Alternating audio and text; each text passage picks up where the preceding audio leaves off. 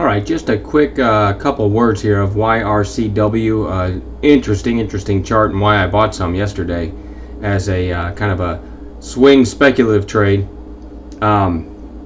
This is a very interesting chart. Big volume back here, and this is a daily chart going back to last April. So I'll zoom in here in just a minute, but you see this big volume push. This 2-day high was 410. Then a long base again. You can see the whole thing's falling real bad. So after the push to 410, another long sideways move, and then a nice volume push a couple days ago, and that's why I bought some yesterday.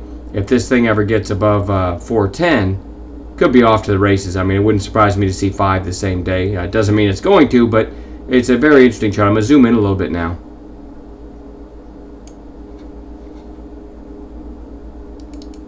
All right, here's the 410 high. Basically a 2-day pop, day and a half pop, if you will, on big volume. And now you have a lower high, but not too far off of that little base here, again, that started on volume. So you get over this base, and a real good chance you get up through that 410. And over 410, you could see a bit of a short squeeze here. So a nice percentage move possible. So again, I grabbed some yesterday, and zooming in further.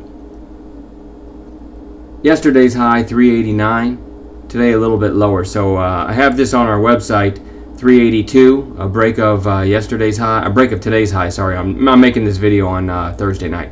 A break of Thursday's high would be 382. That could be enough to get it to 390, which would be a break of this recent high. And if this gets up into 390s, real good chance maybe it starts just taking off. So interesting setup.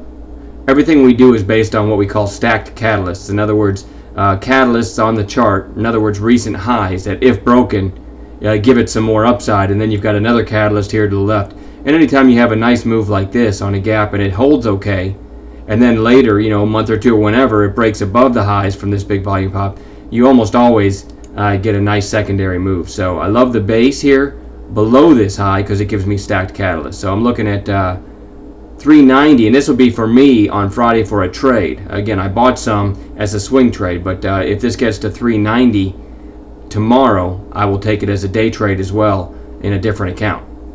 And hopefully that can get me to 411 and maybe break out and a nice percentage move there. So that's the look at this one.